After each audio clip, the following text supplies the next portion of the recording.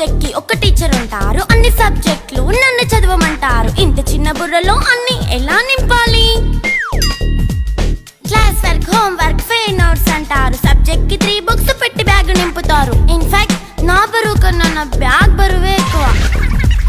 క్వశ్చన్లు, ఆన్సర్లు, సర్ప్రైజ్ టెస్టులు అన్ని దాటుకొని మళ్ళీ స్కూల్ వ్యాన్ ఎక్కేసి అమ్మయ్య ఇక ఇంటికి వచ్చేసామనుకుంటే మార్క్స్ తక్కువ వస్తే చెయ్యాలి అసైన్మెంట్. రిపోర్ట్ కార్డ్ చూపిస్తే ఇంట్లో ఉన్న పనిష్మెంట్. హోమ్ వర్క్ చేయమంటూ మమ్మీ చంపుతుంటుంది. ట్యూషన్ టైం అయిందని డాడీ తరుముతుంటాడు. డాన్స్ క్లాస్ కి వెళ్ళమని తాతయ్య తిడతాడు. స్నాక్స్ తిని వెళ్ళమని నాన్నమ్మ ఆపుతుంది. ఇక అన్నీ అయిపోయాక కాసేపు టీవీ చూద్దామంటే మమ్మీ ఎంట్రీ ఇచ్చింది. బెడ్ ఎక్కమంది. చిన్న నాప్ తీసేలోపు తెల్లారిపోయింది.